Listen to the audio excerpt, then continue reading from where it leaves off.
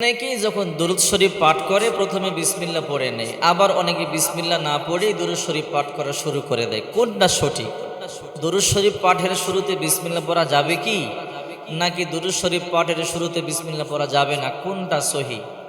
অনেকে সারা জনমভর বিসমিল্লাহ ব্যতীতই দুরূদ শরীফ পাঠ করতেছে, আবার অনেকে সারা জনমভর বিসমিল্লাহ পড়ে দুরূদ শরীফ পাঠ করতেছে। আপনি শুনলে আশ্চর্য হবেন। এর আগে শুনুন দুরূদ শরীফ কাকে বলে। আল্লাহ পাক রব্বুল আলামিন সূরাতুল আহজাব 22 নম্বর পারা 5 নম্বর পৃষ্ঠা 5 নম্বর 4 নম্বর লাইনের 56 নম্বর আয়াত আল্লাহ পাক রব্বুল আলামিন বলেন, ইন্নাল্লাহা ওয়া মালাইকাতাহু ইউসাল্লুনা আলান নবী ইয়া আইয়ুহাল্লাযীনা আমানু সাল্লু আলাইহি ওয়া সাল্লিমু তাসলিমা। সূরা আহজাবের 56 নম্বর আয়াতে আল্লাহ পাক রব্বুল আলামিন বলেন, নিশ্চয়ই আমি আল্লাহ বিশ্বনবী মুহাম্মদ সাল্লাল্লাহু আলাইহি ওয়াসাল্লামের উপরে দুরূদ পাঠ করি, ফেরেশতারা দুরূদ প্রেরণ করেন, আল্লাহ পাক রব্বুল আলামিন নিজেও দুরূদ প্রেরণ করেন। আল্লাহ পাক রব্বুল আলামিন বলেন, হে ঈমানদারেরা, তোমরা আমার নবীর উপরে দুরূদ এবং সালাম প্রেরণ করো। ইয়া আইয়ুহাল্লাযীনা আমানু সাল্লু আলাইহি ওয়া সাল্লিমু তাসলিমা। অনেকেই এই দুরূদ শরীফ রাসূলকে মহব্বত করে দুরূদ শরীফ পাঠ করে, কিন্তু বিসমিল্লাহ পড়ে না। আবার অনেকেই বিসমিল্লাহ পাঠ করে দুরূদ শরীফ পাঠ করে। কোনটা সহি? আমি সেই জবাবটা দেওয়ার আগে আরেকটা ছোট্ট হাদিস আপনাদেরকে বলতে চাই। একবার বিশ্বনবী মুহাম্মদ সাল্লাল্লাহু আলাইহি ওয়াসাল্লাম বসে আছেন মন খারাপ অবস্থায়। জিবরাইল এসে বলে, ইয়া রাসূলুল্লাহ, আপনার মনটা খারাপ কেন?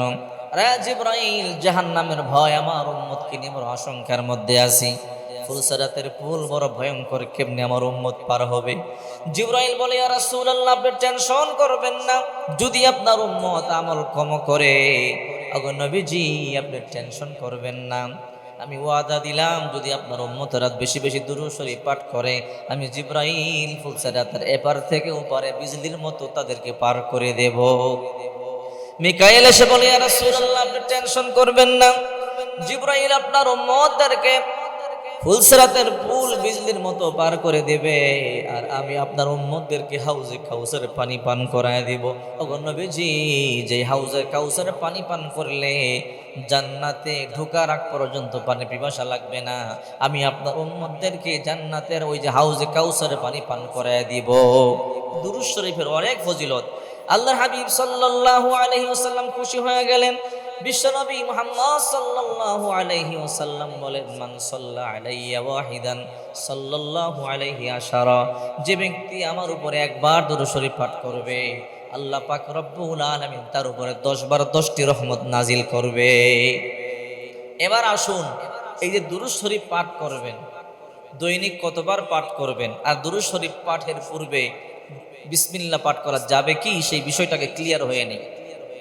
বিশ্বনবী মুহাম্মদুর রাসূলুল্লাহ সাল্লাল্লাহু আলাইহি ওয়াসাল্লাম বলেছেন, তোমরা যখন কোনো কাজ করবে, প্রতিটা ভালো কাজের শুরুতে বিসমিল্লাহ পাঠ করে নেবে। কারণ যদি তোমরা ভালো কাজের শুরুতে বিসমিল্লাহ পড়ে না, তাহলে আল্লাহ তাআলা ওই কাজের মধ্যে বারাকা নাজিল করবে। আর যদি কোনো কাজের মধ্যে তোমরা বিসমিল্লাহ পাঠ না করো, ওই কাজের মধ্যে শয়তান শরীক হয়ে যায়, ওই কাজ অসম্পূর্ণ থেকে যায়। এই জন্য দুরূদ শরীফ একটা ভালো কাজ, দুরূদ শরীফ একটা ভালো আমল। যখন আপনি দুরূদ শরীফ পাঠ করবেন, অবশ্যই দুরূদ শরীফের প্রথমে বিসমিল্লাহ পাঠ করে নেবেন। রাসূল করিম সাল্লাল্লাহু আলাইহি ওয়াসাল্লাম বলেন, আবু হুরায়রা, তুমি যখন কোনো কাজ করবে বিসমিল্লাহ বলবে, যতক্ষণ পর্যন্ত তোমার কাজ সম্পন্ন না হবে ততক্ষণ পর্যন্ত নেকি লিখতেই থাকবে। আবু হুরায়রা, যখন তুমি ওযু করবে বিসমিল্লাহ বলবে, যতক্ষণ পর্যন্ত ওযু শেষ না হবে তোমার নামে সওয়াব লিখতেই থাকবে।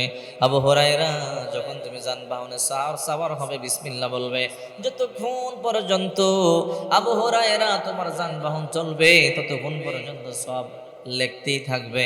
এই জন্য প্রতিটা ভালো কাজের শুরুতে বিসমিল্লাহ বলাটা হলো সুন্নাত। দুরূদ শরীফের শুরুতে বিসমিল্লাহ বলবেন, প্রতিটা ভালো কাজের শুরুতে বিসমিল্লাহ বলবেন। এটা বিশ্বনবী মুহাম্মদ সাল্লাল্লাহু আলাইহি ওয়াসাল্লামের সুন্নাহ পদ্ধতি। এতদিন যারা বিসমিল্লাহ ছাড়াই দুরূদ শরীফ পাঠ করেছে, তারা আজকে থেকে জেনে নেন যে অবশ্যই দুরূদ শরীফের প্রথমে বিসমিল্লাহ পাঠ করতে হবে। এতদিন যারা বিসমিল্লাহ সহকারে পাঠ করেছেন তারা তো সঠিক আমল করেছেন, আর যারা বিসমিল্লাহ ব্যতীত দুরূদ শরীফ পাঠ করেছেন তারা অবশ্যই সামন দিক থেকে বিসমিল্লাহ সহকারে দুরূদ শরীফ পাঠ করবেন। কারণ বিসমিল্লাহ যদি পাঠ না করেন ওই কাজ অসম্পূর্ণ থেকে যায়, ওই কাজের মধ্যে শয়তান শরীক হয়ে যায়। আল্লাহ পাক রব্বুল আলামিন আমাদের সবাইকে বিসমিল্লাহ সহকারে প্রতিটা ভালো কাজ করবার তৌফিক দান করেন, বিসমিল্লাহ সহকারে দুরূদ শরীফ পাঠ করবার তৌফিক দান করেন। আমিন।